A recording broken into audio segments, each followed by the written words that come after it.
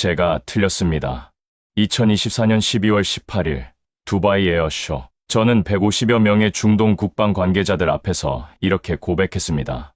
25년간 펜타곤에서 그리고 국제 방산 컨설팅 업계에서 F-35와 F-16만이 답이라고 외쳐온 제가 한국산 전투기 KF-21 앞에서 무릎을 꿇은 겁니다.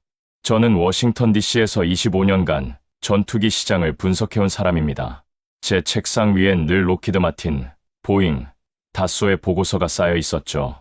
한국, 솔직히 제 레이더에도 잡히지 않았습니다. 하지만 지금 제 사무실 벽면에는 KF-21 포스터가 걸려 있습니다. 어떻게 이런 일이 벌어진 걸까요? 미국 펜타곤 출신 전문가가 한국 전투기의 열렬한 지지자로 변한 이 믿기 힘든 이야기, 지금부터 시작합니다. 그 전에 잠깐 누르는데 1초도 걸리지 않는 좋아요와 구독 버튼을 눌러주시면 영상 제작에 아주 큰 힘이 됩니다. 그럼 오늘의 사연 시작합니다. 안녕하세요. 저는 브래드 커밍스입니다. 올해 55세, 워싱턴 DC 중심가에 있는 국제 방산 컨설팅 회사 수석 애널리스트로 25년간 전투기 시장만을 분석해왔습니다. 펜타곤에서 F-35 초기 평가에 참여했고 중동 왕족들의 무기 구매 자문을 맡아왔죠. 제가 분석한 전투기 거래액만 해도 1,000억 달러가 넘습니다. 제 사무실 벽면에는 F-22 랩터, F-35 라이트닝, 유로파이터 타이푼의 대형 포스터가 걸려 있었습니다. 서구권 전투기들이죠. 책상 위에는 늘 로키드 마틴, 보잉, 다쏘의 최신 보고서가 쌓여 있었고 제 노트북 바탕화면은 F-35가 항공모함에서 이륙하는 장면이었습니다. 한국, 솔직히 제 레이더에도 잡히지 않았습니다. 가끔 T-50 훈련기가 동남아에 수출됐다는 소식을 들으면 훈련기는 괜찮네. 하지만 전투기는 다른 문제지라고 생각했죠. 폴란드가 K9 자주포를 대량 구매했다는 뉴스를 봤을 때도 특수한 상황이야. 우크라이나 전쟁 때문이지라며 무시했습니다. 동료들과 점심을 먹을 때마다 저는 이렇게 말하곤 했습니다. 중국은 물량으로 밀어붙이고 러시아는 과거의 영광에 기대고 있어. 일본은 미국 기술에 의존하고 한국은 그저 배우는 단계야. 진짜 전투기는 미국과 유럽만이 만들 수 있어. 그런데 2024년 11월 어느 날 모든 것이 바뀌기 시작했습니다. 아침 9시 평소처럼 커피를 마시며 방산 뉴스를 체크하고 있을 때 제 휴대폰이 울렸습니다. 발신자 표시를 보는 순간 등줄기가 차갑게 식었습니다. UAE 국방부 차관이었습니다. 커밍스 씨, 긴급히 의논할 일이 있습니다. 한국의 KF-21 전투기에 대한 평가를 부탁합니다. 그 순간 저는 코웃음을 쳤습니다. UAE가 또 정치적 제스처를 취하는구나. F-35 거래가 결렬된 후 미국을 압박하려는 거겠지. 하지만 차관의 다음 말은 제 예상을 완전히 벗어났습니다. 우리는 진지합니다. KF-21은 현재 최우선 후보입니다. 일주일 안에 객관적 평가 보고서를 제출해 주십시오. 전화를 끊은 후 저는 멍하니 워싱턴 DC 거리를 내려다봤습니다. 창밖으로 펜타곤이 보였습니다. 제가 20년 전 F-35의 미래를 꿈꿨던 곳이죠. 그날 밤 저는 처음으로 한국 방산에 대해 검색하기 시작했습니다. 그리고 72시간 후 제 모든 확신이 산산조각 났습니다. 2024년 10월 워싱턴 DC는 가을 단풍으로 물들어 있었습니다. 저는 매일 아침 7시에 출근해 전 세계 방산 뉴스를 체크하는 것으로 하루를 시작했습니다. CNN, BBC, 제인스 디펜스 위클리, 그리고 각국 국방부 발표를 샅샅이 읽었죠. 이게 25년간 제가 해온 일이었습니다. 제 사무실은 워싱턴 DC 다운타운 15층에 있었습니다. 창문 너머로 백악관과 펜타곤이 보이는 상징적인 위치였죠. 벽면에는 F-16, F-35, 유로파이터, 라팔 포스터가 걸려 있었습니다. 서구권 전투기들. 제 책상 서랍에는 신뢰할 수 있는 무기 제조국 리스트가 있었는데 거기엔 미국, 영국, 프랑스, 독일, 스웨덴만 적혀 있었습니다. 중동 방산 시장은 제 전문 분야였습니다. 특히 UAE는 제가 15년 넘게 분석해온 핵심 고객이었죠. 2021년 12월 UAE와 미국 간의 F-35 거래가 결렬됐을 때 저는 곧 다시 협상 테이블로 돌아올 것이라고 확신했습니다. 왜냐고요? UAE는 항상 최고만 원했으니까요. 그들이 운용 중인 F-16 블록 60도 UAE의 특별 요구사항으로 만들어진 세계 최고 사양 아니었습니까? 그날 아침 저는 동료들과 펜타곤 근처 레스토랑에서 조찬 모임을 가졌습니다. 토마스는 로키드 마틴 출신이었고 제임스는 보잉에서 일했었죠. 우리는 매주 한 번씩 만나 방산 시장 동향을 논의했습니다. 한국이 폴란드에 K9 자주포를 수백 대 팔았다던데? 토마스가 말했습니다. 저는 커피를 홀짝이며 대답했죠. 우크라이나 전쟁이라는 특수 상황이야. 폴란드는 급하게 물량이 필요했고 독일 PGH-2000은 생산 속도가 느렸으니까 평상시였다면 절대 한국산을 안 샀을 거야. 제임스가 웃으며 말했습니다. 그래도 가격 경쟁력은 인정해야 하지 않나? 저는 고개를 저었습니다. 가격이 싸면 성능도 싸구려야. 이건 방산업계의 철칙이야. 한국은 아직 배우는 단계라고. 그때 제 휴대폰에 알림이 떴습니다. UAE 국방부 관계자로부터 메시지였죠. 커밍스 씨, 이번 주 중 통화 가능하신가요? 중요한 건이 있습니다. 저는 대수롭지 않게 생각했습니다. 아마 F-35 재협상에 대한 자문을 구하려는 거겠지. 하지만 그건 착각이었습니다. UAE는 이미 다른 길을 찾고 있었고 그 길의 끝에는 제가 전혀 예상하지 못한 이름이 있었습니다. 대한민국 KF-21. 당시 저는 몰랐습니다. 제 25년 경력이 흔들리기 시작할 거라는 것을, 제가 평생 쌓아온 확신이 무너질 거라는 것을, 그리고 제가 한국이라는 나라를 완전히 오해하고 있었다는 것을 말이죠. 하지만 뭔가 이상한 징조들이 포착되기 시작했습니다. UAE 국방부 관계자들의 전화 빈도가 늘어났고 그들은 계속해서 특정 단어들을 강조했습니다. 기술 이전, 자주국방, 신속한 공급, 이 세 단어가 반복적으로 나왔죠.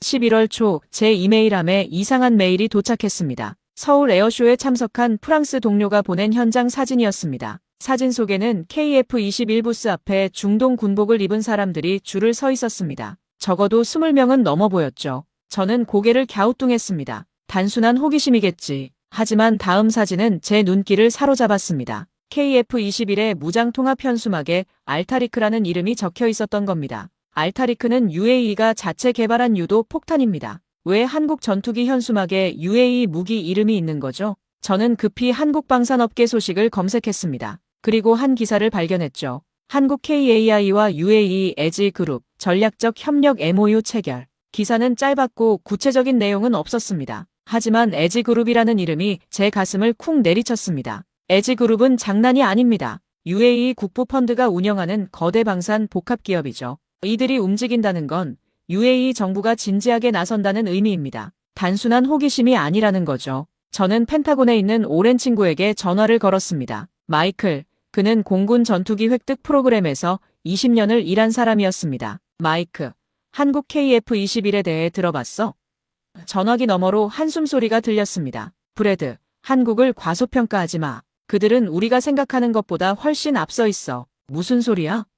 제가 물었습니다. 마이클은 조심스럽게 말했습니다. 공식적으로는 말할 수 없지만 KF-21의 일부 스펙은 우리를 놀라게 했어. 특히 레이더 시스템, 겐 소자를 쓴다고 들었어. 우리도 F-35 업그레이드에나 쓸 기술인데 말이야. 전화를 끊은 후 저는 멍하니 앉아 있었습니다. 심장이 조금 빨리 뛰기 시작했습니다. 뭔가 제가 놓친 게 있었습니다. 큰 걸 놓쳤어요. 그날 밤 저는 처음으로 한국 방산에 대해 진지하게 공부하기 시작했습니다. K9 자주포가 어떻게 나토 표준이 됐는지, T-50이 얼마나 많은 나라에 수출됐는지, 천국 미사일이 어떻게 중동에서 검증됐는지 데이터를 읽을수록 불편해졌습니다. 이건 제가 알던 한국이 아니었습니다. 밤 2시 저는 아내에게 말했습니다. 여보, 요즘 일이 이상해. 뭔가 큰 변화가 일어나고 있는데 내가 그걸 못 보고 있었던 것 같아. 아내는 제 어깨를 토닥이며 말했습니다. 당신은 항상 진실을 찾아왔잖아. 이번에도 그럴 거예요. 하지만 저는 불안했습니다.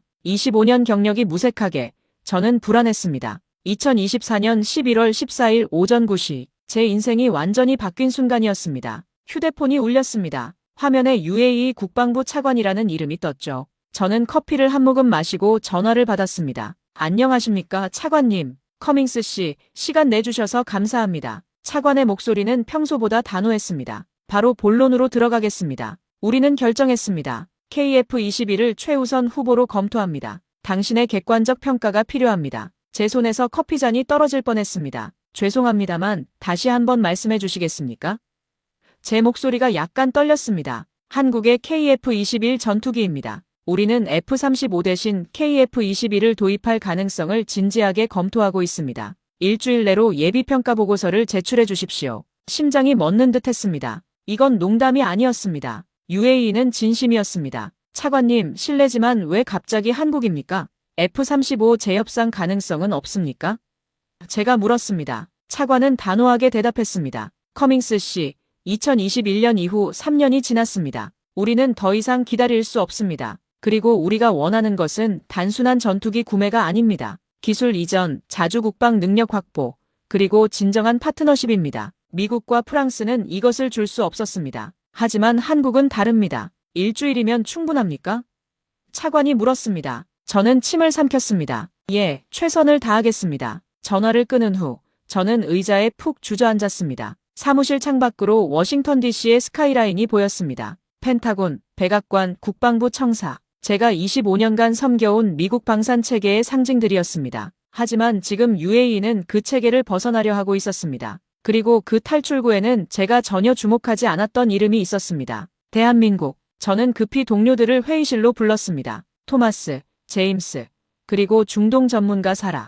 긴급 상황입니다. UAE가 KF-21을 최우선 후보로 검토하고 있습니다. 일주일 안에 평가 보고서를 내야 합니다. 토마스가 웃음을 터뜨렸습니다. 한국? 설마 진짜로 사겠어? 이건 미국을 압박하려는 전술이야. 우리 모두 알잖아. 제임스도 고개를 끄덕였습니다. UAE는 항상 최고만 원했어. F-35를 포기하고 한국제를 산다고. 말이 안 돼. 하지만 사라는 진지했습니다. 아니야. 이번은 다를 수 있어. 에지그룹이 움직이고 있어. 그들은 장난치지 않아. 저는 심호흡을 했습니다. 좋아요. 편견을 버립시다. 순수하게 데이터만 보는 겁니다. 토마스, 당신은 KF-21의 기술 스펙을 조사하세요. 제임스, 한국 방산의 생산 능력과 납기를 분석하세요. 사라, UAE의 요구사항을 정리하세요. 저는 가격과 기술 이전 가능성을 볼게요. 지금부터 우리는 밤낮 없이 일합니다. 제가 말했습니다. 이건 내 커리어의 중대 기로예요. 아니, 우리 모두의 기로입니다.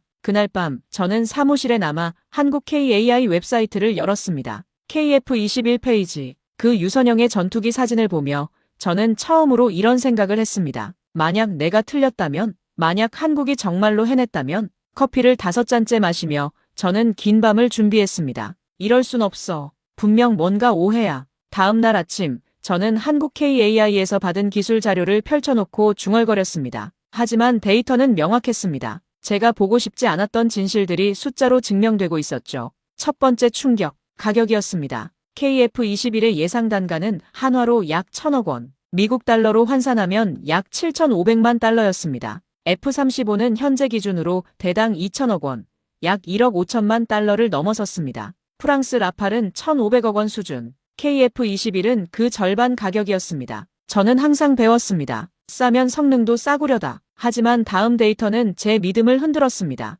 두 번째 충격, 개발 과정이었습니다. KF-21은 2012년부터 개발을 시작해 2021년 첫 비행에 성공했습니다. 약 10년의 개발 기간 동안 목표 단가를 단 한 번도 초과하지 않았습니다. 양산 대수 목표도 변경 없이 유지됐죠. 저는 F-35 개발 과정을 너무나 잘 알고 있었습니다. 비용 초과, 일정 지연, 성능 문제, 2조 달러가 넘는 총 사업비. 한국은 그 10년 동안 가만히 있었는데 경쟁자들의 가격만 폭등한 겁니다. 토마스가 제 책상으로 다가왔습니다. 프레드, 이것 좀 봐. KF-21의 레이더 크로스 섹션이 0.5에서 1제곱미터 사이래. F-35보다는 크지만 F-16이나 F-18보다 훨씬 작아. 제가 고개를 들었습니다. 그게 무슨 의미지? 토마스는 자료를 내밀었습니다. 스텔스와 비스텔스의 중간이라는 거야. 세미 스텔스라고 부르더라고. 그리고 레이더 시스템. 이건 정말 놀라워. 갈륨 나이트라이드 소자를 쓴 AESA 레이더야. 겐? 제가 놀라 물었습니다. 그거 F-35 블록사 업그레이드에나 들어갈 기술 아니야? 토마스가 고개를 끄덕였습니다. 맞아. 한국은 그걸 기본으로 탑재했어. 저는 의자에 기대며 천장을 올려다봤습니다. 겐 레이더는 기존 레이더보다 출력이 높고 효율이 좋습니다. 열 관리도 뛰어나죠. F-35도 업그레이드해야 쓸 수 있는데 한국은 처음부터 넣었다고요? 제임스가 들어왔습니다. 생산 능력 조사 결과야. 한국은 이미 KF-21을 120대 생산하기로 확정했어. 연간 생산 능력은 20대 이상. UAE가 원하면 2027년부터 인도 가능하대. 2027년?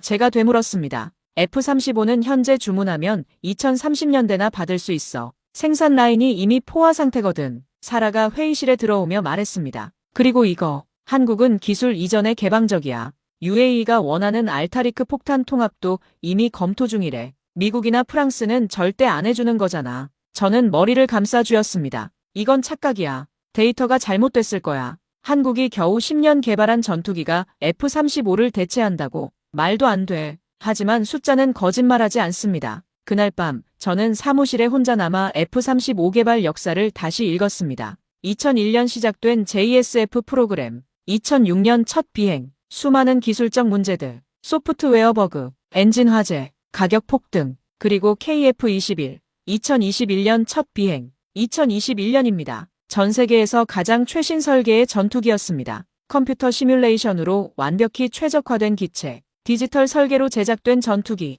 우리 경쟁자들은 뭐죠? F-16은 1979년 첫 비행, 라팔은 1986년, 그리펜은 1988년, 모두 90년대 이전 설계입니다. 도면으로 그려가며 만든 비행기들이죠. 하지만 KF-21은 다릅니다. 처음부터 끝까지 컴퓨터로 설계하고 시뮬레이션한 전투기, 21세기 기술로 태어난 전투기. 이건 어떻게 가능하지?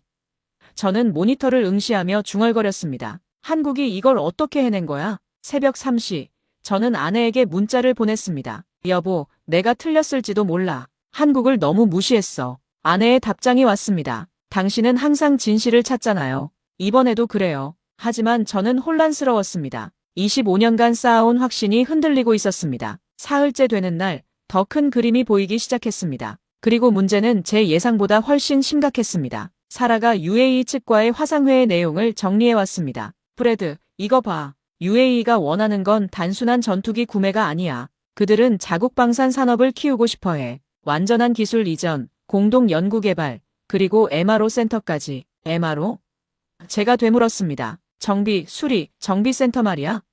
사라가 고개를 끄덕였습니다. 맞아. UAE는 중동의 방산 허브가 되고 싶어해. 에너지 다음의 미래 먹거리로 방산을 선택한 거야. 저는 이해가 갔습니다. UAE는 작은 나라입니다. 인구 1000만이 채 안 되죠. 하지만 막대한 오일 머니가 있고 미래를 보는 눈이 있습니다. 그들은 석유 이후를 준비하고 있었습니다. 토마스가 자료를 펼쳤습니다. 문제는 말이야. 미국은 F-35 소스 코드도 안 줘. 프랑스는 라팔 핵심 기술 이전을 거부했어. 그런데 한국은?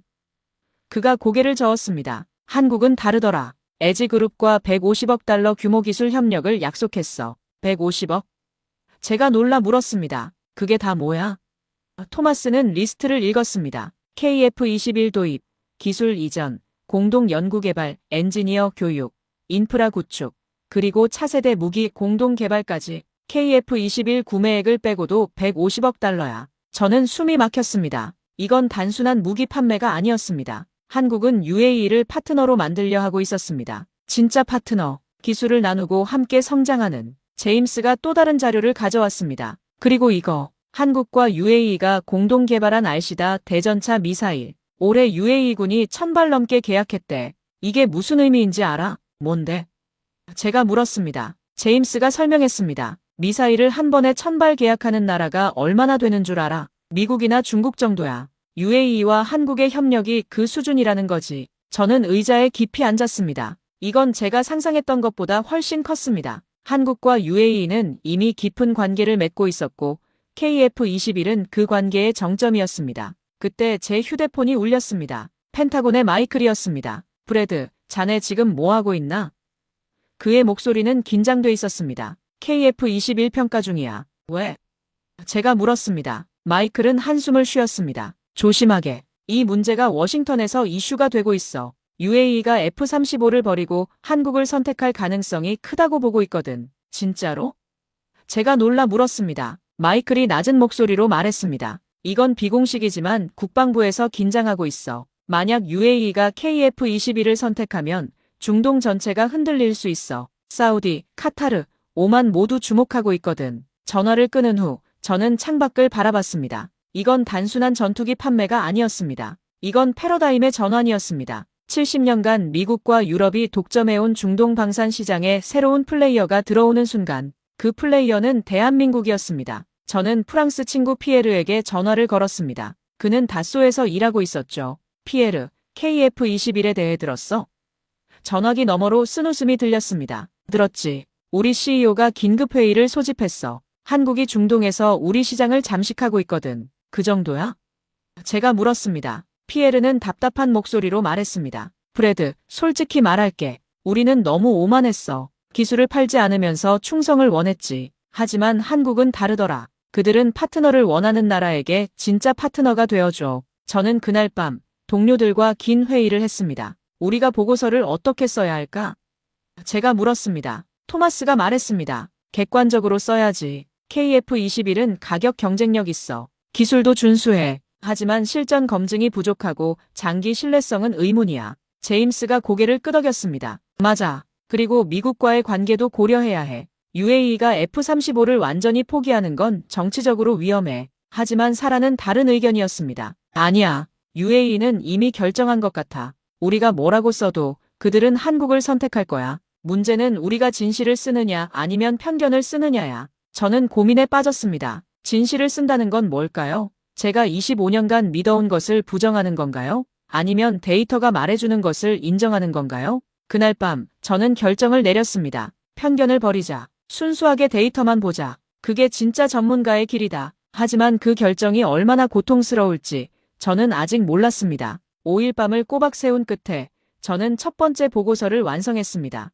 50페이지짜리 평가서. 제목은 KF-21 보람의 전투기 종합평가 및 UAE 도입 타당성 분석이었습니다. 제 결론은 이랬습니다. KF-21은 가격 경쟁력과 기술 이전 개방성에서 우수하나 실전 검증 부족 및 장기 신뢰성에 의문이 있음. F-35 재협상을 우선 추천하며 KF-21은 차선책으로 고려 가능. 저는 이 보고서를 UAE 국방부에 제출했습니다. 그리고 2일 후 답변을 받았죠. 화상회의 화면에 UAE 차관의 얼굴이 떴습니다. 그의 표정은 차가웠습니다. 커밍스 씨, 보고서 잘 읽었습니다. 저는 긴장했습니다. 감사합니다, 차관님. 차관은 보고서를 들어보였습니다. 하지만 우리가 원한 것은 이게 아닙니다. 제 심장이 쿵 내려앉았습니다. 무슨 말씀이십니까? 커밍스 씨, 우리는 25년 전 분석이 아니라 2024년 현실을 원합니다. 차관의 목소리는 단호했습니다. 당신은 KF-21이 실전 검증이 부족하다고 썼죠. 하지만 한국의 K9 자주포는 연평도에서 실전을 치렀고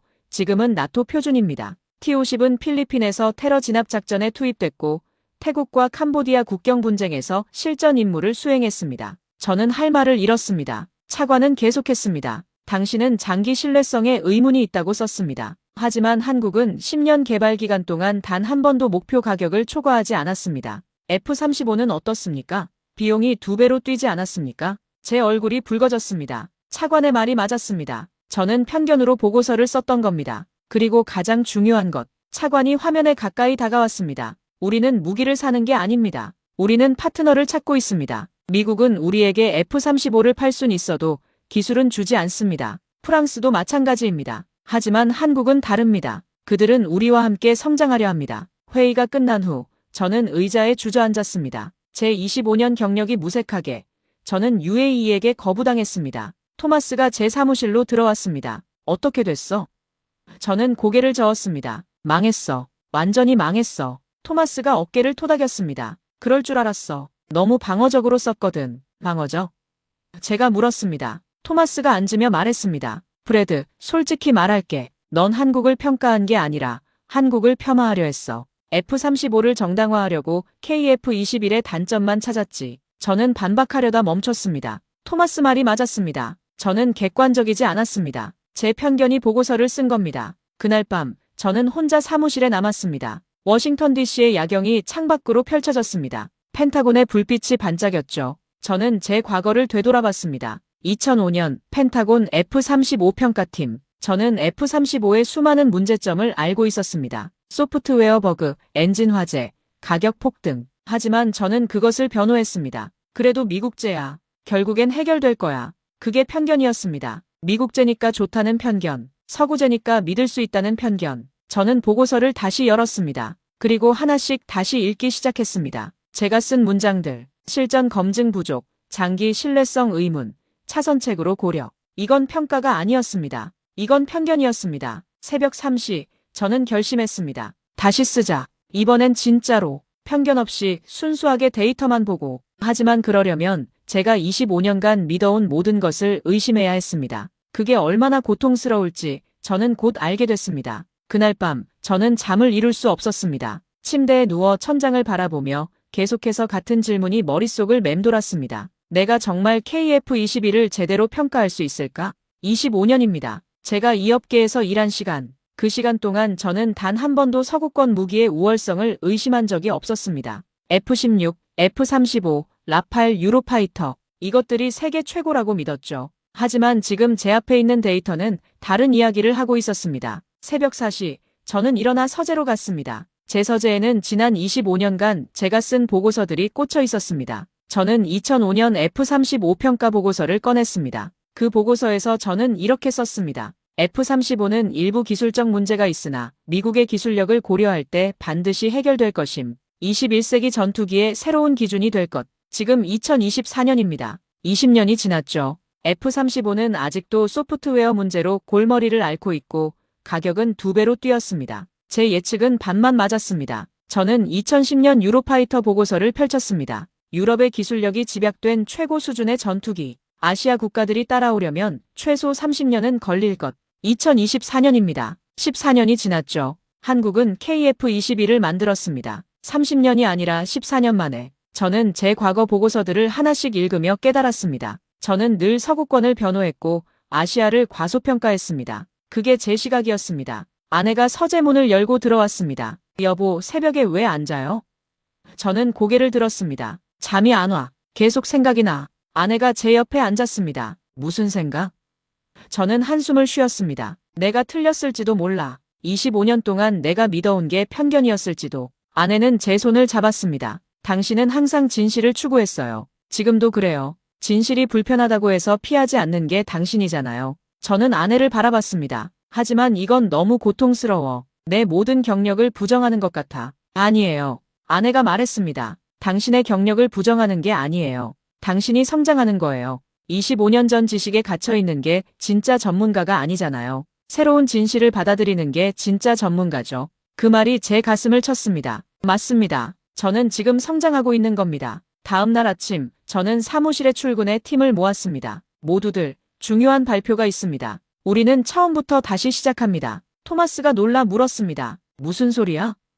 저는 단호하게 말했습니다. 편견을 버립니다. 우리는 한국을 미국이나 유럽과 똑같이 평가합니다. 선입견 없이 순수하게 데이터만 봅니다. 제임스가 걱정스럽게 물었습니다. 그럼 결론이 바뀔 수도 있어. 저는 고개를 끄덕였습니다. 그래야 합니다. 우리는 진실을 찾는 사람들이에요. 편견을 확인하는 사람들이 아니라. 사라가 웃으며 말했습니다. 좋아. 진짜 평가를 해보자. 그날부터 우리는 완전히 새로운 시각으로 KF-21을 분석하기 시작했습니다. 그리고 하나씩 놀라운 진실들이 드러났습니다. KF-21의 레이더 크로스 섹션 0.51제곱미터. 이건 F-16의 10분의 1 수준입니다. F-35보다는 크지만 4세대 전투기들보다 압도적으로 작습니다. 그리고 가장 중요한 건 이게 최신 설계라는 점입니다. 2021년 첫 비행. 전 세계에서 가장 최근에 설계된 전투기입니다. 경쟁자들은 F-16은 1979년, 라팔은 1986년, 그리펜은 1988년. 모두 냉전시대 설계입니다. KF-21은 디지털 시대에 태어난 전투기입니다. 처음부터 끝까지 컴퓨터로 설계하고 시뮬레이션으로 최적화하고 3D 프린팅으로 프로토타입을 만들었습니다. 그리고 겐 AESA 레이더. 이건 정말 놀라웠습니다. 갈륨 나이트라이드 소자는 실리콘 소자보다 열에 강하고 출력이 높고 효율이 좋습니다. F-35도 블록사 업그레이드에나 쓸 기술인데 KF-21은 기본 탑재했습니다. 저는 깨달았습니다. 한국이 뒤처진 게 아니었습니다. 오히려 일부 분야에서는 앞서 있었습니다. 그날 밤 저는 혼자 남아 생각했습니다. 왜 저는 이걸 몰랐을까? 왜 저는 한국을 이렇게 무시했을까? 답은 간단했습니다. 편견. 아시아는 서구를 따라오는 존재라는 편견. 한국은 아직 배우는 단계라는 편견. 하지만 현실은 달랐습니다. 한국은 배우는 동시에 혁신하고 있었습니다. 서구의 실수를 반복하지 않으면서 자신만의 길을 만들고 있었습니다. 저는 새로운 보고서를 쓰기 시작했습니다. 이번에는 진실만 썼습니다. 불편해도 제 과거를 부정하는 것 같아도 진실만 썼습니다. 그게 진짜 전문가의 길이니까요. 새 보고서를 작성하던 중 예상치 못한 이메일이 도착했습니다. 발신자는 김대영, 한국의 군사평론가였습니다. 커밍스 씨, 안녕하십니까? 저는 한국에서 방산 분야를 전문적으로 다루는 평론가입니다. 당신의 고민을 압니다. 태국과 캄보디아 국경 분쟁을 직접 취재했고 KF-21 개발 과정을 5년간 추적했습니다. 객관적 시각을 제공하고 싶습니다. 저는 처음에 의심했습니다. 한국인이 한국 무기를 홍보하려는 거겠지. 하지만 첨부 파일을 열어본 순간 제 생각이 바뀌었습니다. 첫 번째 파일은 태국 공군 부사령관의 공식 브리핑 자료였습니다. T-50TH 작전 배치, 임무 수행 중. 2024년 11월 현재 T-50TH가 캄보디아 국경에서 실전 임무를 수행하고 있다는 공식 발표였죠. 두 번째 파일은 더 놀라웠습니다. 태국 F-16에 장착된 한국산 KGGB 유도폭탄의 사진이었습니다. 그리고 캄보디아의 군사시설을 정밀 타격한 장면들, 건물이 정확히 타격당한 사진들이었습니다. 저는 급히 김대영에게 이메일을 보냈습니다. 이 자료들은 어디서 구하신 겁니까? 검증된 건가요? 몇 시간 후 답장이 왔습니다. 모두 공개 자료입니다. 태국 공군 공식 발표와 현지 언론 보도입니다. 제가 직접 현장에 있었습니다. 더 필요하시면 화상회의 가능합니다. 저는 망설이다가 화상회의를 요청했습니다. 다음 날 서울과 워싱턴을 연결하는 화면에 김대영의 얼굴이 떴습니다. 안녕하십니까, 커밍스 씨. 그의 영어는 유창했습니다. 제 자료가 도움이 되셨기를 바랍니다. 저는 바로 질문했습니다. 왜 저를 도우시려는 겁니까? 당신은 한국인인데. 김대영이 웃었습니다. 바로 그 때문입니다. 저는 한국인이지만 객관성을 중요하게 생각합니다. 당신이 편견으로 평가하면 그건 한국에도 해가 됩니다. 우리는 실력으로 인정받고 싶습니다. 그의 말이 진심으로 느껴졌습니다. 저는 계속 질문했습니다. T-50TH가 정말 실전에 투입됐습니까? 김대영이 고개를 끄덕였습니다. 네. 태국 공군 부사령관이 공식 브리핑에서 발표했습니다. T-50TH는 경공격기로 사용되고 있습니다. 어떤 무기를 사용합니까? 제가 물었습니다. 김대영이 자료를 공유했습니다. 마크 82 500파운드 폭탄, 그리고 레이저 유도 폭탄입니다. 캄보디아 군사시설을 정밀 타격하고 있습니다. 저는 놀랐습니다. T-50은 훈련기로 알려져 있는데 실제로는 경공격기로 실전에 투입되고 있었던 겁니다. 그리고 성공적으로 작동하고 있었고요. KGGB는요?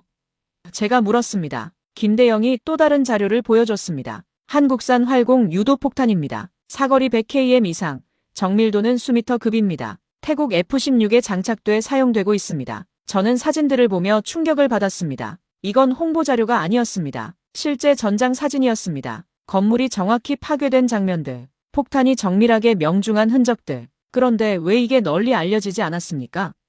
제가 물었습니다. 김대영이 웃었습니다. 한국 방사는 조용히 일합니다. 큰 소리치지 않고 실력으로 증명합니다. K9 자주포도 그랬습니다. 조용히 나토 표준이 됐죠. 저는 깨달았습니다. 제가 한국을 몰랐던 이유, 한국은 시끄럽게 홍보하지 않았기 때문입니다. 조용히 확실하게 실력을 쌓고 있었던 거죠. 캄보디아는 중국 무기를 사용한다고 들었습니다. 제가 말했습니다. 어떤가요? 김대영의 표정이 진지해졌습니다. 중국 무기는 문제가 많습니다. VT사 전차의 포신이 200발 만에 터졌습니다. 원래는 50만 600발을 버텨야 하는데 200발에? 제가 놀라 물었습니다. 김대영이 고개를 끄덕였습니다. 네, 제조 과정에 문제가 있는 것으로 보입니다. 실전 데이터가 부족해서 이런 문제가 발생합니다. 저는 이해가 갔습니다. 한국 무기는 이미 실전에서 검증되고 있었습니다. K9은 연평도에서, T-50은 필리핀과 태국에서, KGGB는 태국에서 모두 실전 데이터를 쌓고 있었던 겁니다. 화상회의가 끝난 후 저는 팀을 모았습니다. 여러분, 게임이 바뀌었습니다. 한국 무기는 이미 실전에서 검증됐습니다. 이건 이론이 아니라 현실입니다. 토마스가 물었습니다. 믿을 수 있어?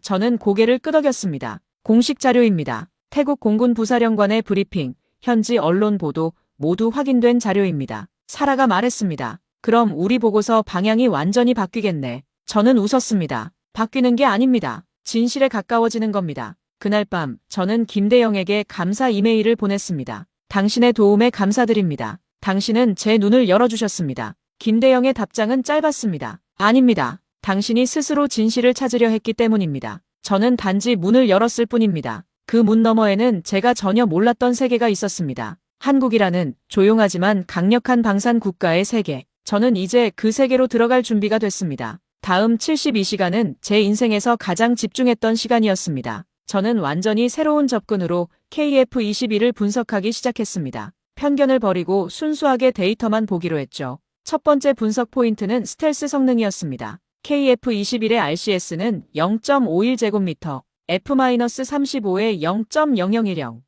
5제곱미터보다는 크지만 F-16의 5제곱미터, F-18의 13제곱미터보다 훨씬 작습니다. 저는 토마스에게 물었습니다. 이게 전술적으로 어떤 의미야? 토마스가 설명했습니다. 세미 스텔스라는 거야. 완전한 스텔스는 아니지만 적 레이더에 잡히는 거리가 크게 줄어들어. F-16이 100km에서 탐지된다면 KF-21은 2030km까지 접근할 수 있어. 그럼 전투에서? 제가 물었습니다. 토마스가 대답했습니다. 엄청난 차이야. 적이 발견하기 전에 먼저 공격할 수 있어. 그리고 가격은 F-35의 절반이야. 가성비가 압도적이지. 두 번째 분석은 레이더 시스템이었습니다. 겐 AESA 레이더.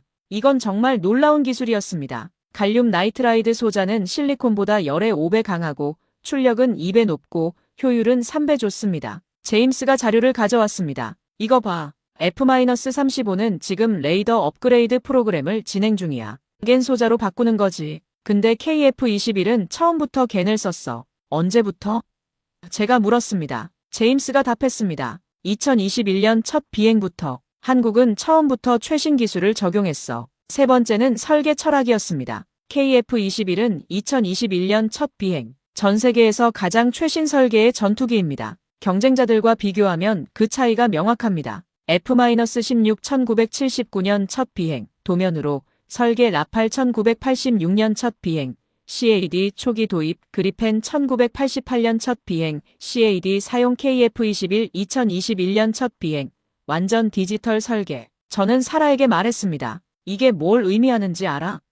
사라가 고개를 끄덕였습니다. KF-21은 처음부터 끝까지 컴퓨터로 설계하고 시뮬레이션했다는 거지. 프로토타입도 3D 프린팅으로 만들고 완전히 다른 수준의 최적화야. 네 번째는 UAE의 요구사항과의 매칭이었습니다. UAE가 원하는 것은 세 가지였습니다. 기술 이전, 자주 국방, 신속한 공급. 기술 이전 한국은 에지그룹과 150억 달러 협력 약속. 완전한 기술 이전과 공동 연구개발. 자주 국방 UAE 자체 무기알타리크 폭탄 통합 허용. 미국과 프랑스는 거부했던 것. 신속한 공급 2027년부터 인도 가능. F-35는 2030년대. 저는 이 모든 데이터를 스프레드시트에 정리했습니다. 그리고 결론이 명확해졌습니다. KF-21은 UAE의 요구사항에 완벽하게 부합했습니다. 토마스가 제 어깨 너머로 화면을 보며 말했습니다. 브래드, 이거 진짜야? 우리가 이렇게 쓰면 완전히 친한국으로 보이는데. 저는 고개를 저었습니다. 친한국이 아니야. 친진실이야. 데이터가 이렇게 말하고 있어. 저는 72시간 동안 사무실에서 쪽잠을 자며 작업했습니다. 커피만으로 버텼죠. 아내가 저녁을 싸들고 왔을 때 저는 이렇게 말했습니다. 여보, 이번엔 반드시 성공해야 해. 진실을 써야 해. 아내가 제 손을 잡았습니다. 당신은 지금 진실을 쓰고 있어요. 그게 가장 중요해요. 마지막 밤, 저는 보고서의 결론을 썼습니다. 손이 떨렸습니다. 이 결론은 제 25년 경력을 완전히 뒤집는 것이었으니까요. KF-21 보라매는 UAE의 전략적 요구에 가장 부합하는 선택입니다. 가격 경쟁력, 기술 이전 개방성, 신속한 공급, 그리고 실전 검증된 한국 방산의 신뢰성을 고려할 때 KF-21은 F-35나 라팔보다 우수한 선택입니다. 한국은 UAE의 자주 국방 파트너로서 최적의 조건을 제시하고 있습니다. 저는 이 문장을 쓰고 숨을 깊이 들이마셨습니다. 이제 돌아갈 수 없습니다. 이 보고서를 제출하면 저는 한국 전투기의 옹호자가 되는 겁니다. 하지만 저는 확신했습니다. 이게 진실이라고. 데이터가 말해주고 있다고. 새벽 5시, 저는 보고서를 UAE 국방부에 제출했습니다. 제목은 KF-21 보람의 UAE 자주 국방의 최적 솔루션이었습니다. 그리고 기다렸습니다. 심장이 쿵쿵 뛰었습니다. 이번에는 받아들여질까? 아니면 또 거부당할까? 3일 후 답장이 왔습니다. UAE 국방부 차관의 이메일은 짧았지만 강렬했습니다. 커밍스 씨, 이제야 우리가 원하는 분석이 나왔습니다. 한국 현장 실사에 동행해 주시겠습니까? 2주 후 사천 공장 방문이 예정돼 있습니다. 제 손이 떨렸습니다. 성공했습니다. 제 새로운 보고서가 받아들여진 겁니다. 하지만 기쁨도 잠시, 곧바로 긴장이 밀려왔습니다. 한국 현장 실사? 직접 가서 확인해야 한다는 건가요? 저는 급히 팀을 소집했습니다. UAE가 우리 보고서를 승인했습니다. 그리고 한국 현장 실사에 동행하라고 합니다. 토마스가 환호했습니다. 드디어, 브래드, 해냈어. 하지만 제임스는 걱정스러운 표정이었습니다. 브래드, 프랑스와 미국이 가만히 있지 않을 거야. 우리 보고서 소문 벌써 퍼졌어. 제가 고개를 끄덕였습니다. 알아. 하지만 우리는 진실을 썼어. 그게 중요해. 그날 오후, 펜타곤의 마이클에게서 전화가 왔습니다. 그의 목소리는 긴장돼 있었습니다. 브래드, 자네 무슨 짓을 한 거야? 여기 난리 났어. 무슨 일인데?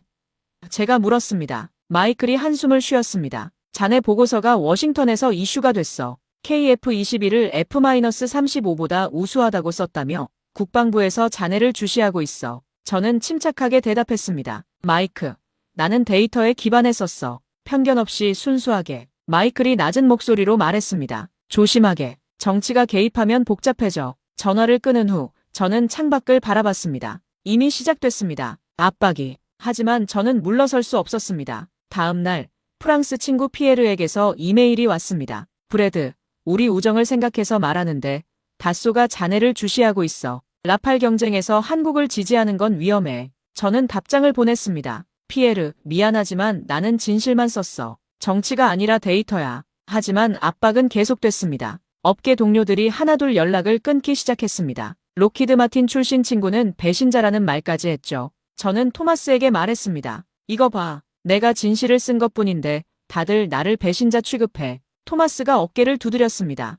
브래드, 그게 바로 자네가 옳다는 증거야. 진실이 불편하니까 저렇게 반응하는 거지. 2주가 빠르게 지나갔습니다. 그리고 한국행 비행기를 타는 날이 왔습니다. 인천행 직항편, 14시간 비행. 비행기 안에서 저는 한국에 대해 공부했습니다. 한국 전쟁 후 70년 만에 세계 10위 경제대국, 반도체, 조선, 자동차에서 세계 1위, 그리고 이제 방산. 옆자리 승객이 물었습니다. 한국에 무슨 일로 가세요?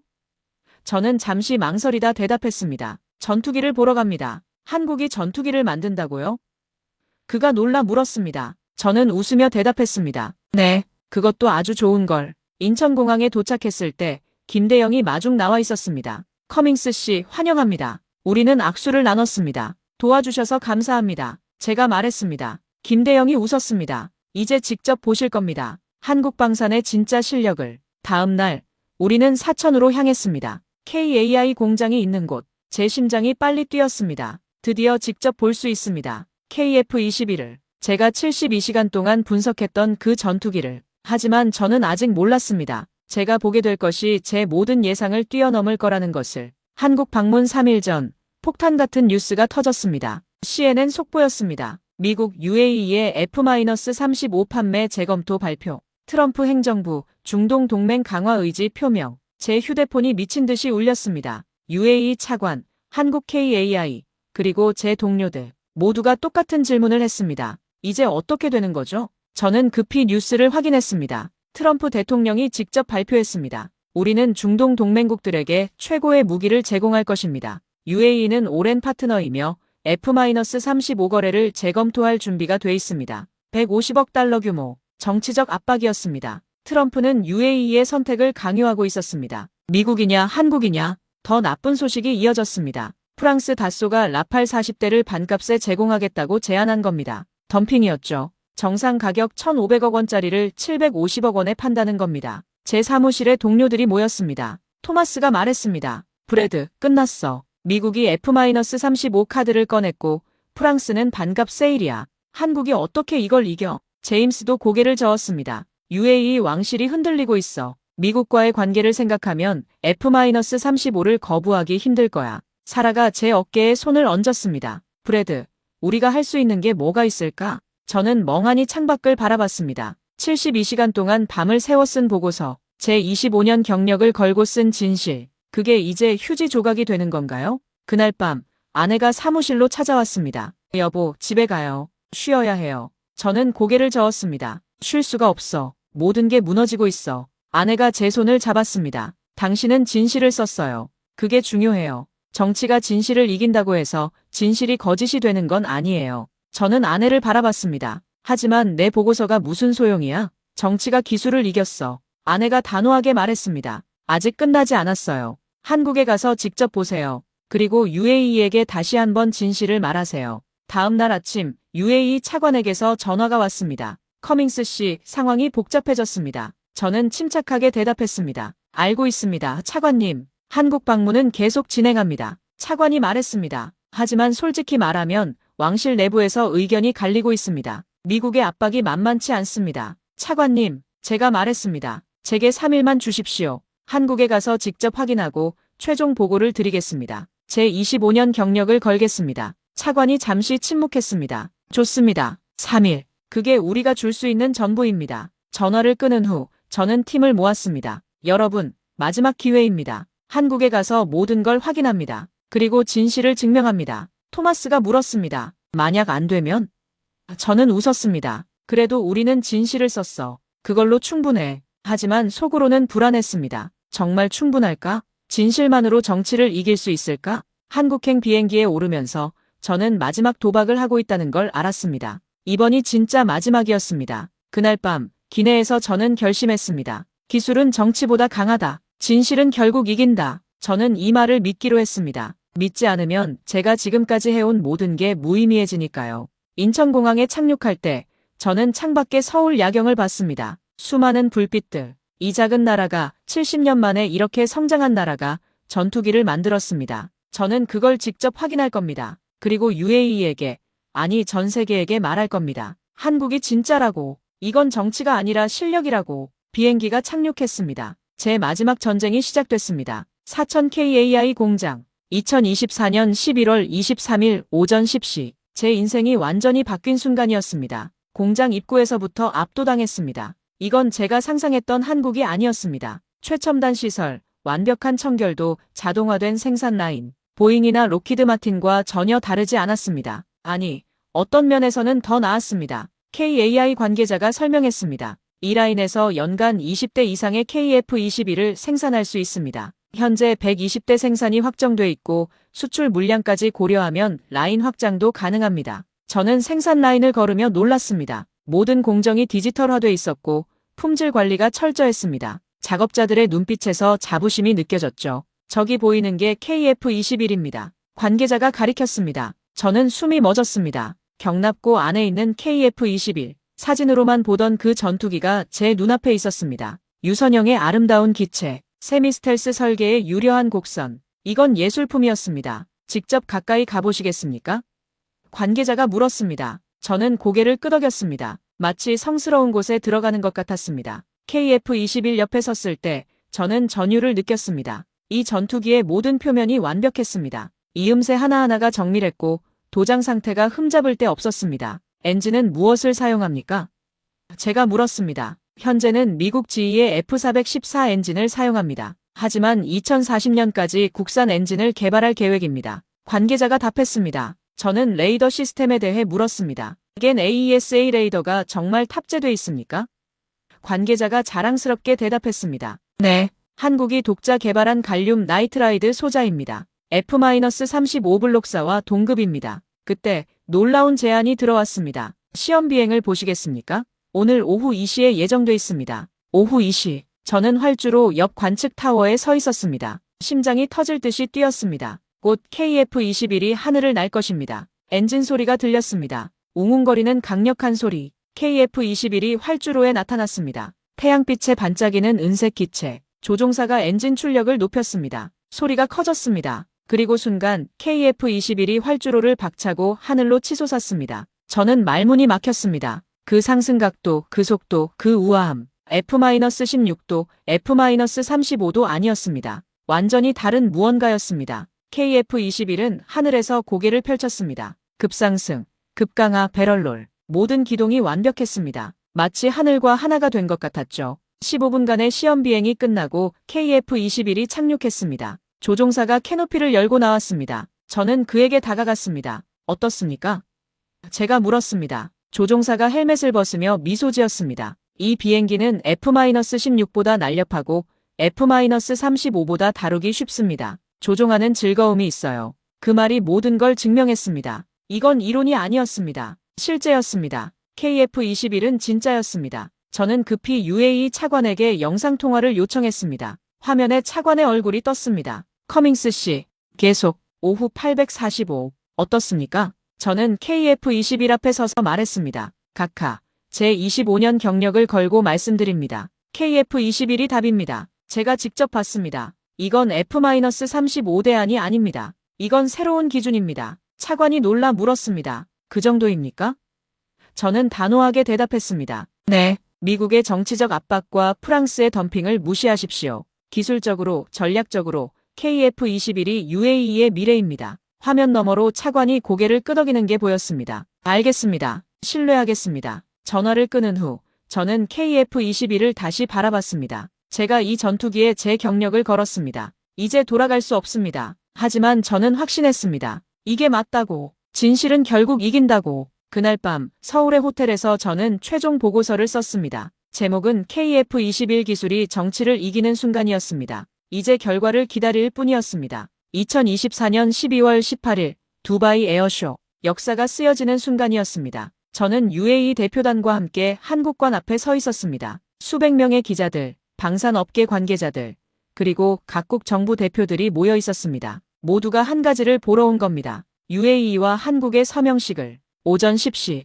KAI 사장과 UAE 에지 그룹 CEO가 무대에 올랐습니다. 그 뒤로 양국 국방부 장관이 함께했죠. UAE 국방부 장관이 먼저 말했습니다. 우리는 오랜 고민 끝에 결정했습니다. UAE의 미래 공군 전력으로 대한민국의 KF-21 보라매를 선택합니다. 장내가 술렁였습니다. 기자들의 카메라 플래시가 터졌습니다. 역사적 순간이었습니다. 우리가 KF-21을 선택한 이유는 간단합니다. 장관이 계속했습니다. 한국은 우리를 고객이 아닌 파트너로 대했습니다. 기술을 나누고 함께 성장하려 했습니다. 이것이 진정한 동맹입니다. 한국 국방부 장관이 답사했습니다. UAE는 한국 방산의 가장 중요한 파트너입니다. 우리는 단순히 전투기를 파는 것이 아닙니다. 함께 차세대 기술을 개발하고 중동의 방산 허브를 만들 것입니다. 서명이 시작됐습니다. KAI 사장과 에지 CEO가 펜을 들었습니다. 전략적 협력 MOU, 150억 달러 규모의 포괄적 방산 협력. 서명이 끝나는 순간 저는 울컥했습니다. 눈에서 눈물이 흘렀습니다.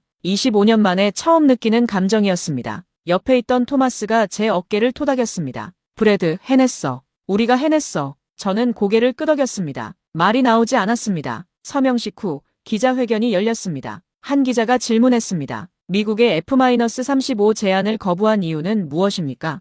UAE 차관이 답했습니다. 우리는 무기가 아니라 미래를 샀습니다. F-35는 훌륭한 전투기지만 우리의 자주 국방 목표와 맞지 않았습니다. KF-21은 우리에게 기술을 주고 함께 성장할 기회를 줍니다. 다른 기자가 물었습니다. 프랑스의 반값 제안은 어땠습니까?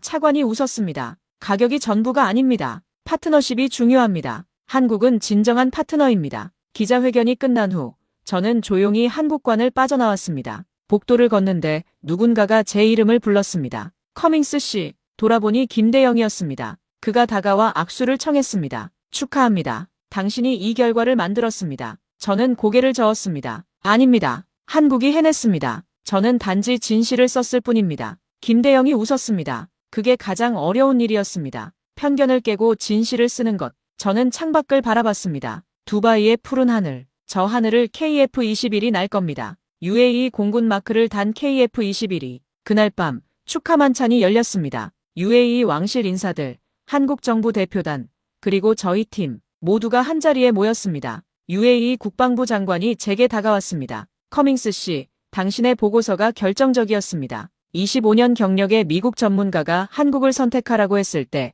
우리는 확신했습니다. 저는 겸손하게 답했습니다. 저는 단지 데이터를 따랐을 뿐입니다. 카카. 장관이 웃었습니다. 아닙니다. 당신은 용기를 냈습니다. 편견과 싸우는 용기. 그게 우리에게 확신을 줬습니다. 만찬이 끝나갈 무렵 KAI 사장이 건배 제의를 했습니다. 오늘은 한국 방산의 역사적인 날입니다. 하지만 더 중요한 것은 이것이 새로운 시작이라는 점입니다. UAE와 한국, 우리는 함께 미래를 만들어갈 것입니다. 모두가 잔을 들었습니다. 미래를 위해 저도 잔을 들었습니다. 하지만 제 마음속에는 다른 생각이 있었습니다. 진실을 위해, 편견을 깬 모든 이들을 위해. 호텔로 돌아와 저는 아내에게 영상통화를 걸었습니다. 여보, 해냈어. 우리가 해냈어. 아내가 눈물을 흘리며 웃었습니다. 당신이 자랑스러워요. 진실을 선택한 당신이. 그날 밤 저는 두바이 야경을 바라보며 지난 한 달을 되돌아봤습니다. 72시간의 불면, 편견과의 싸움, 압박과 고립. 그 모든 것이 이 순간을 위한 것이었습니다. 창밖 어딘가에서 비행기 소리가 들렸습니다.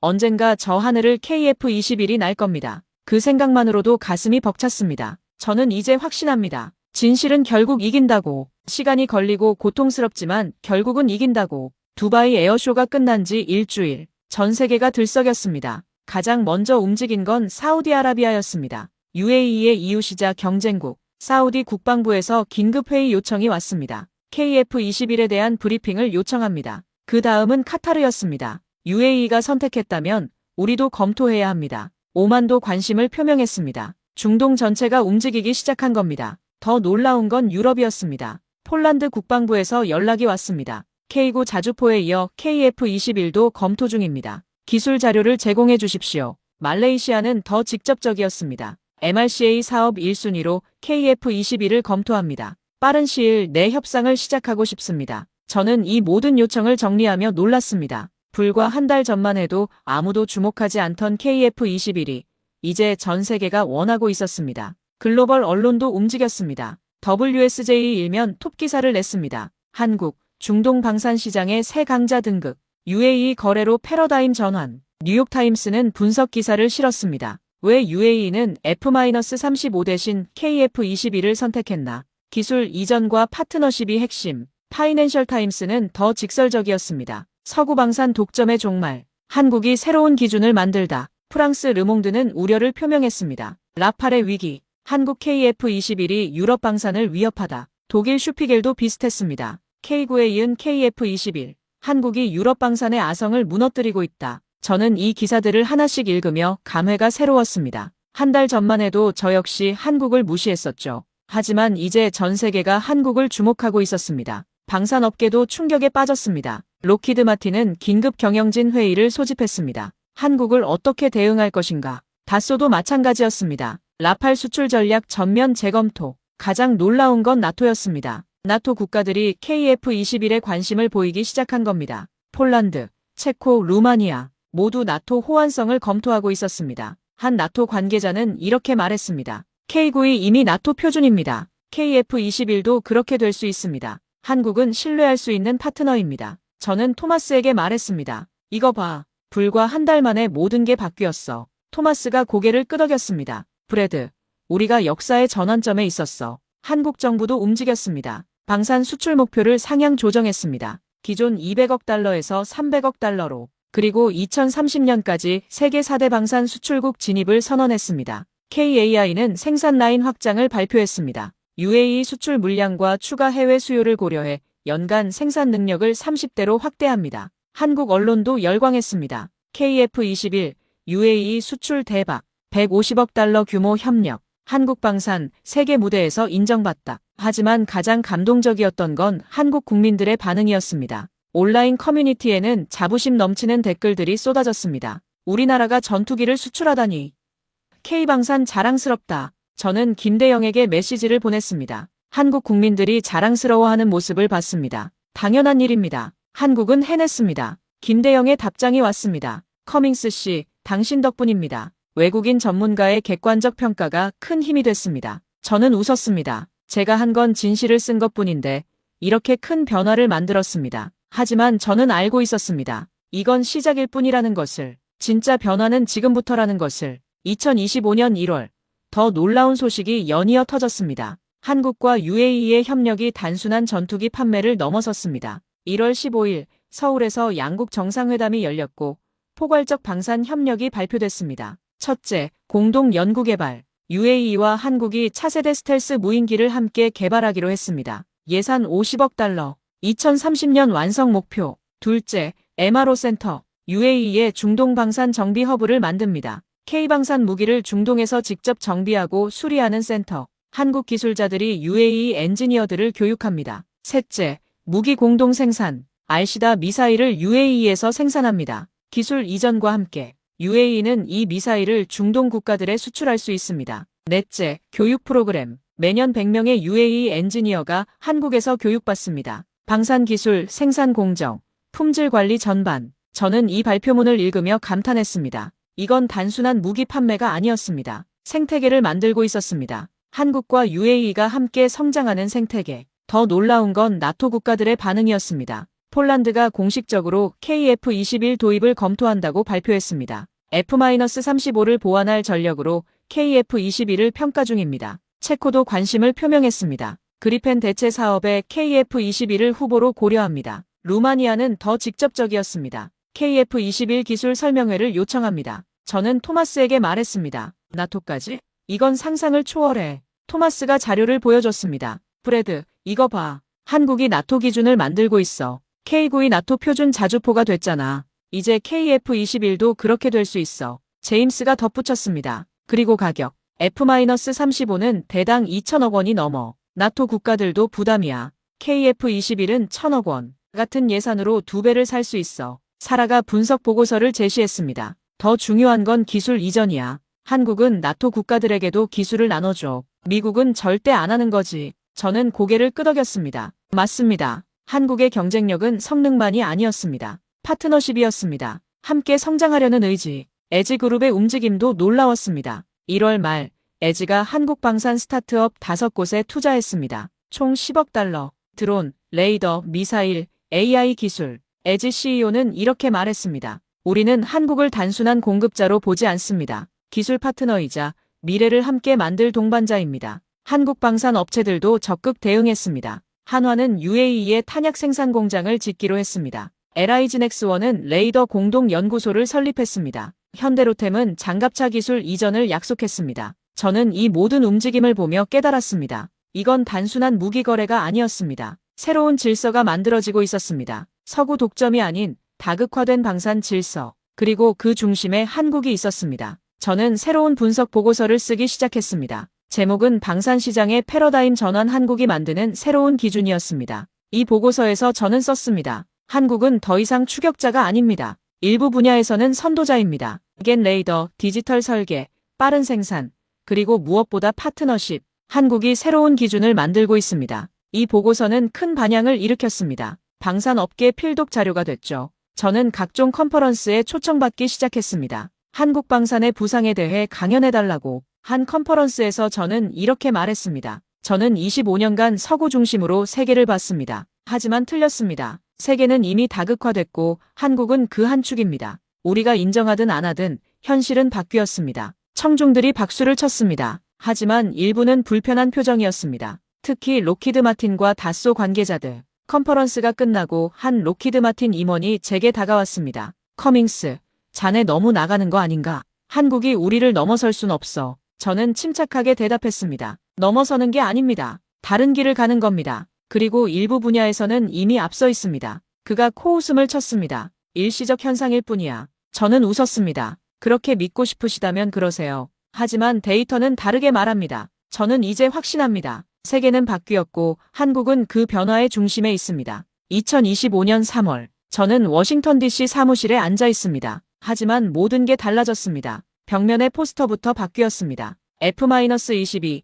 F-35 대신 KF-21 포스터가 걸려 있습니다. 사천 공장에서 찍은 실물 사진. 그날의 감동이 생생합니다. 책상 위의 자료들도 달라졌습니다. 로키드 마틴, 보잉 대신 KAI, 한화, LIG넥스원 보고서가 쌓여 있습니다. 저는 이제 한국 방산 전문 컨설턴트입니다. 명함도 새로 만들었습니다. 브래드 커밍스, 아시아 방산 전문 컨설턴트, 한국 방산 수석 고문. 동료들은 제가 전향했다고 농담합니다. 하지만 저는 압니다. 이건 전향이 아니라 진화라고. 제 고객도 달라졌습니다. 이제 사우디, 카타르, 폴란드, 말레이시아가 제게 자문을 요청합니다. 한국 무기를 어떻게 평가해야 하나요?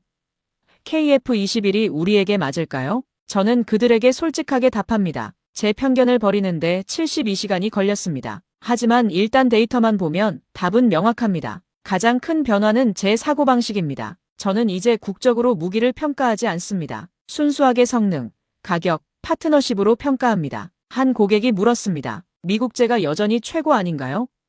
저는 대답했습니다. 어떤 분야에서는 그렇습니다. F-22의 스텔스, F-35의 센서 융합. 하지만 모든 분야는 아닙니다. 한국의 겐 레이더, 디지털 설계, 생산 속도는 미국과 대등하거나 더 낮습니다. 저는 강연도 시작했습니다. 하버드, MIT, 조지타운 대학. 주제는 편견을 넘어 아시아 방산의 부상입니다. 한 강연에서 저는 이렇게 말했습니다. 저는 25년간 틀렸습니다. 아시아는 서구를 따라오는 존재가 아니었습니다. 그들은 자신만의 길을 만들고 있었습니다. 제가 볼 수 없었을 뿐입니다. 학생 하나가 질문했습니다. 그럼 미국은 끝난 건가요?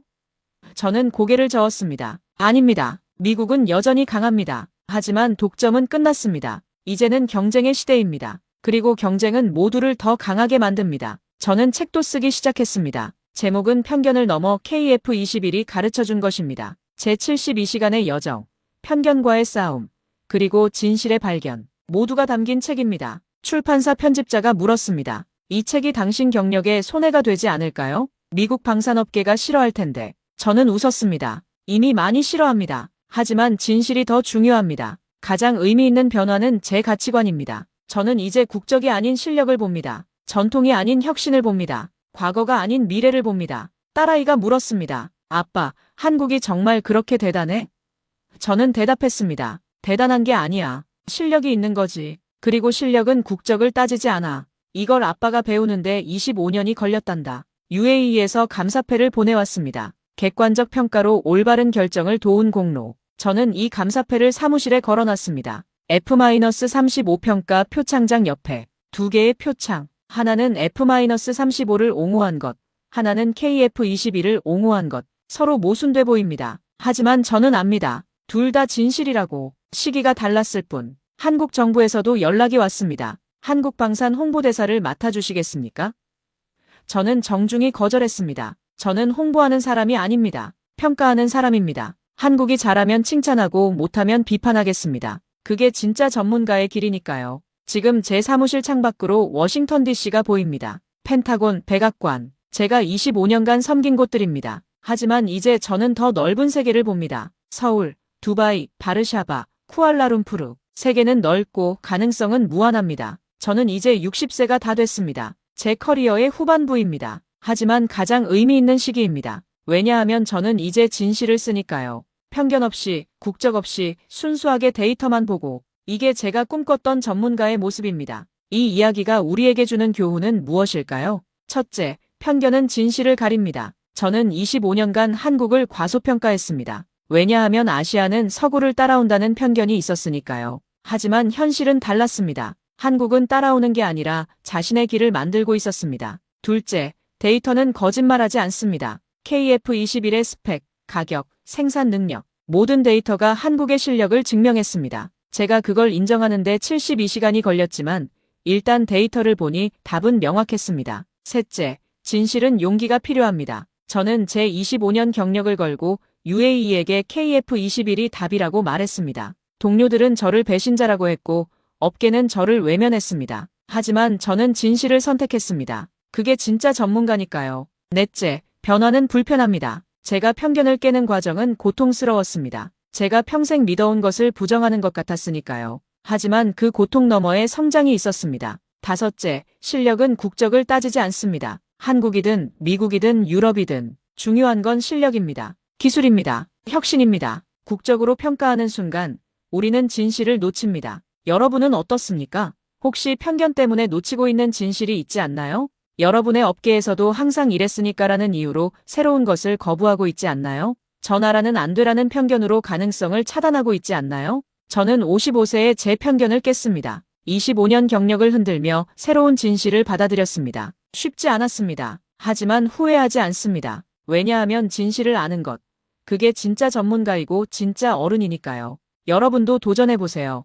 여러분의 편견을 한번 의심해보세요. 불편하겠지만 그 너머에 성장이 있습니다. 혹시 여러분도 비슷한 경험이 있나요? 편견을 깨고 새로운 진실을 발견한 순간 댓글로 나눠주세요. 여러분의 이야기를 듣고 싶습니다. 그리고 이 이야기가 의미 있었다면 좋아요와 구독 부탁드립니다. 더 많은 분들이 이 메시지를 들었으면 좋겠습니다. 편견을 넘어 진실로, 과거를 넘어 미래로 공유도 부탁드립니다. 특히 방산업계, 기술업계에 계신 분들, 혹은 편견과 싸우는 모든 분들에게 이 이야기가 작은 용기가 되길 바랍니다. 저 브래드 커밍스는 지금도 배우고 있습니다. 60세가 다 됐지만 여전히 배웁니다. 왜냐하면 세상은 계속 변하고 진실은 계속 진화하니까요. 여러분도 함께 배워가요. 편견 없이 열린 마음으로 긴 시간 함께 해주셔서 정말 감사합니다. 여러분의 시간이 의미 있었기를 바랍니다. 그리고 기억하세요. 진실은 결국 이깁니다. 시간이 걸려도 고통스러워도 결국은 이깁니다. 감사합니다.